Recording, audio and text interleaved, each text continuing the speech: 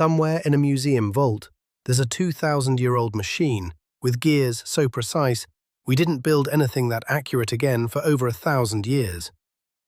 Somewhere in Peru, there's a wall built from stones so massive and so perfectly fitted you can't slide a piece of paper between them, and no one has ever fully explained how it was done. And somewhere in Turkey, there's a temple older than farming itself, built by people history books say shouldn't have been capable of building anything at all. This isn't about ancient aliens, it's about 10 real, verified discoveries that archaeologists have held in their hands, tested, dated, and studied for decades, and still can't fully explain. Let's start at number 10.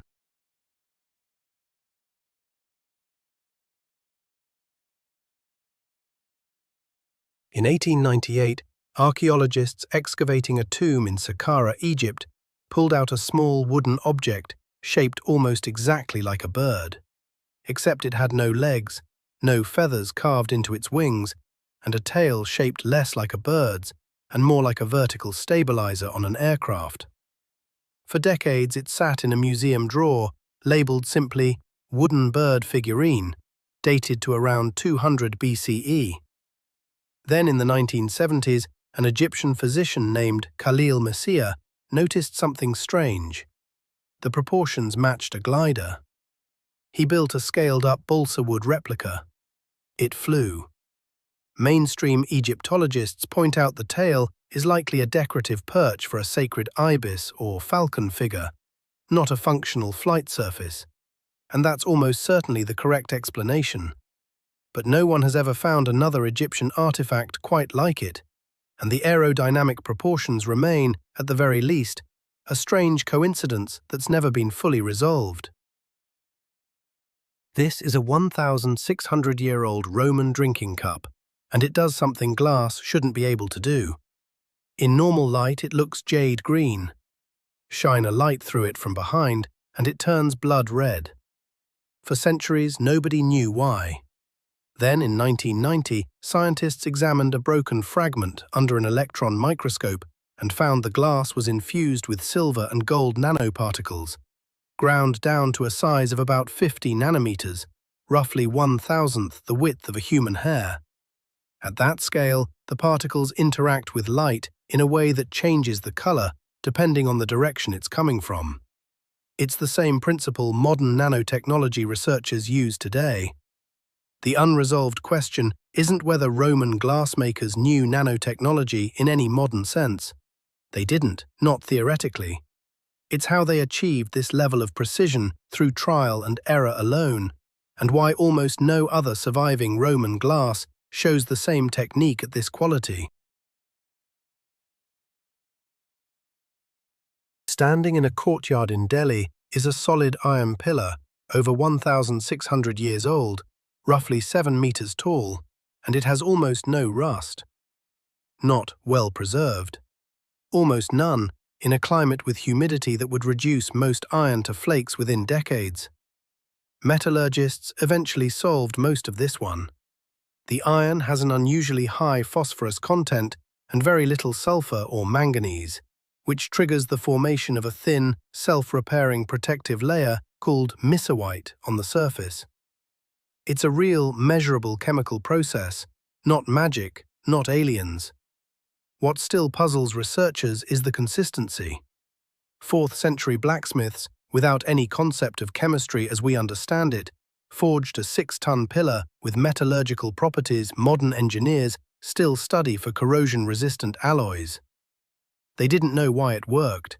They just knew it did, and kept doing it.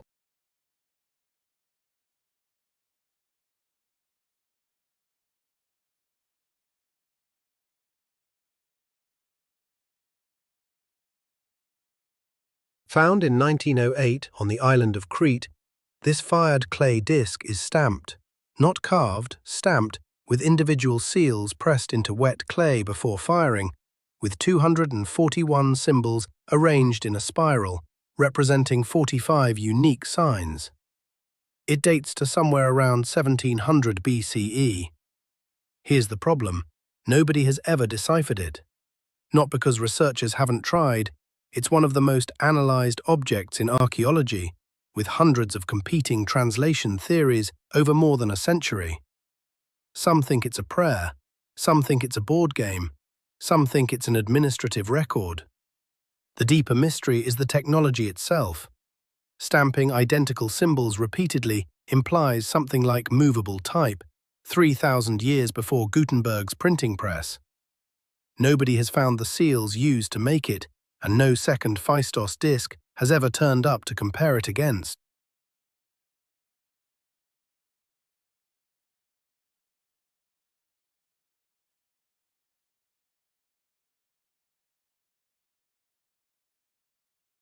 In 1992, villagers in Zhejiang, China, pumped water out of what they thought were bottomless ponds and found an underground network of enormous man-made caverns, some over 30 meters wide, with ceilings supported by precisely angled pillars and walls covered edge to edge in uniform parallel chisel marks. That's not the mysterious part. Ancient people carving caves isn't unusual. What's unusual is that there is no historical record.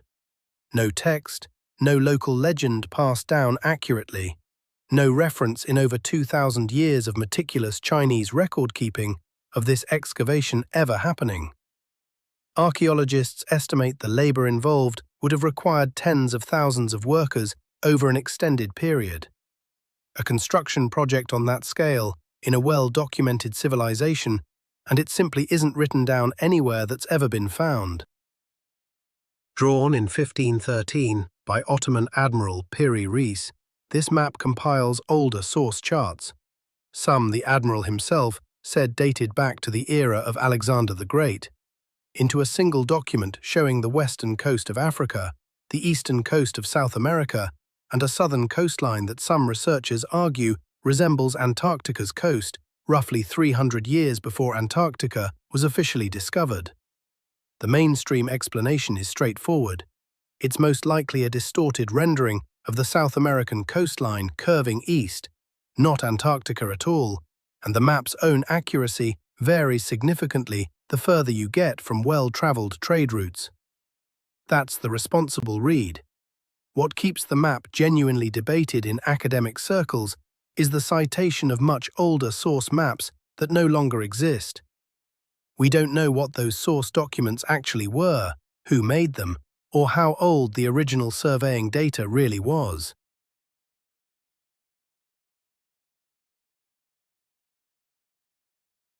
Above Cusco, Peru, sit walls built by the Inca from stones weighing up to 200 tons each, interlocked in irregular polygonal shapes so precisely that, 400 years later, you still cannot fit a knife blade into the seams. No mortar, no two stones the same shape. The Inca left no written technical records of their construction methods. What we do know, from colonial-era accounts and modern experimental archaeology, is that they used bronze tools, hard stone hammers, sand-based abrasion, and almost certainly a trial fit and adjust process using thousands of laborers over years.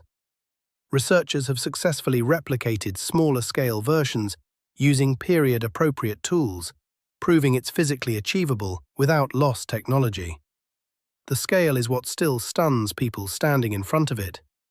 Not that it was possible, but that it was actually done by hand at this size.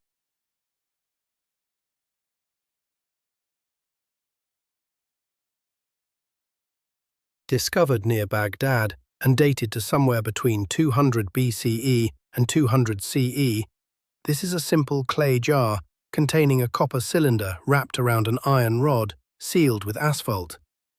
Fill it with an acidic liquid like vinegar or grape juice, and it produces a small electrical charge, around half a volt to a volt. Researchers have built working replicas that do exactly this. The debate isn't whether it can generate electricity, it's whether it was built to. Most archaeologists believe it was more likely used for electroplating small amounts of gold onto other metals, or possibly had a completely mundane use, like scroll storage, with the metal components serving structural, non-electrical purposes. No wiring, no bulbs, No other electrical components have ever been found alongside it, which is why the ancient battery theory remains intriguing but unproven, right alongside every more boring explanation.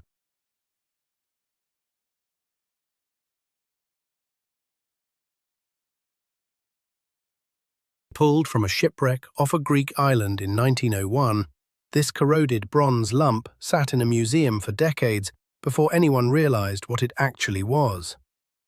Modern X-ray imaging revealed more than 30 precision-cut bronze gears, some with teeth just 1.5 millimeters apart, engineered to track the position of the Sun, the Moon, and possibly all 5 planets known at the time, while also predicting eclipses and accounting for the Moon's elliptical orbit.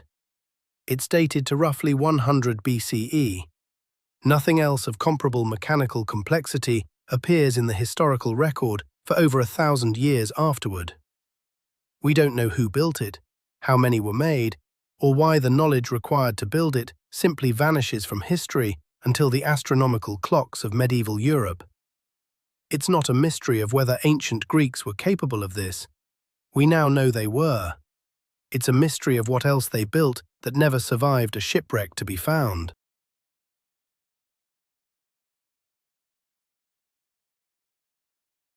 In southeastern Turkey sits a hilltop of massive T-shaped limestone pillars, some over 5 meters tall and weighing up to 10 tons, arranged in deliberate circles and carved with detailed reliefs of foxes, scorpions, and vultures. Radiocarbon dating puts it at roughly 9,600 BCE. That date is the entire mystery. That's about 6,000 years before Stonehenge, 6,000 years before the Great Pyramid. It predates pottery, the wheel, and, this is the part that rewrote textbooks, it predates agriculture.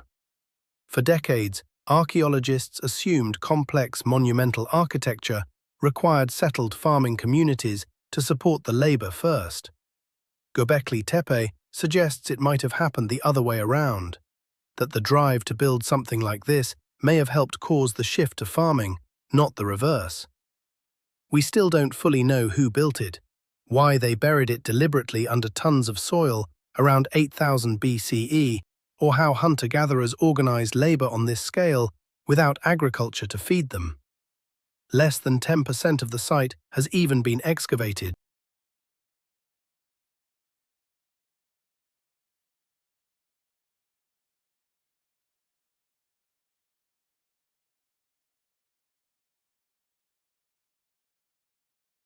Ten discoveries, 10 unanswered questions, and every single one of them is a real object, sitting in a real museum or a real excavation site right now, still being studied. That's the thing about ancient history. The deeper you dig, the more the settled story starts to move. If you want more of these, real artifacts, real mysteries, no aliens required, hit subscribe, because Ancient Curious posts a new one of these every single week. Which one of these 10 surprised you the most? Drop it in the comments. I read every one. See you in the next video.